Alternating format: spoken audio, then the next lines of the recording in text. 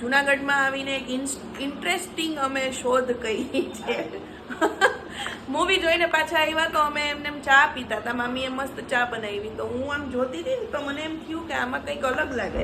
તો જોયું તો જો આ ચા અને મારા પેન્ટનો કલર એક્ઝેક્ટ સેમ છે. આવું કોઈ દી મેચિંગ જોયું કે જોયું નથી. હાલો એનું સેલિબ્રેશન કરી. એમાં ઢોળો થોડી એટલે 100% મેચ થાય કે નહીં ખબર પડે. હા ચાલો તો ઊંધી વારી દો. Okay bye.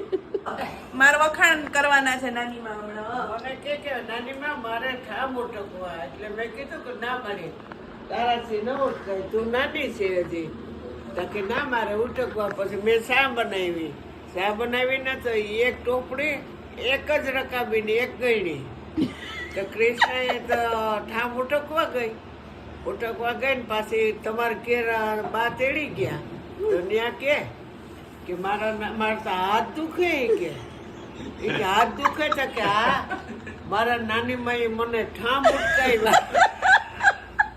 આ નાની માએ ઠામ ઉટકાવ્યા એ ભૂલ કરી હવે તો કોઈ દી ન કરું.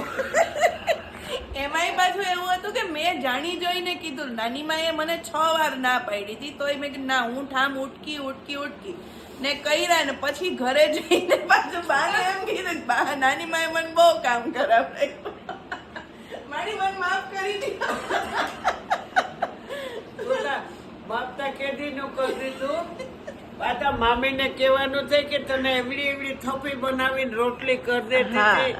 એ હાવ નાની હતી કઈ બહુ મોટી નહોતી પણ એ મસ્તીની રોટલી બનાવતી હતી. આજ જો મામી તને મારે ના તો હું મામીને મારું. મામી મને મારતા નહીં હો તમે. ના હો કોઈ દી નહીં. હું ડાયરી જેવી છું. આજ પ્રોગ્રામ હતો. એ બધાય નથી કહેવાનું.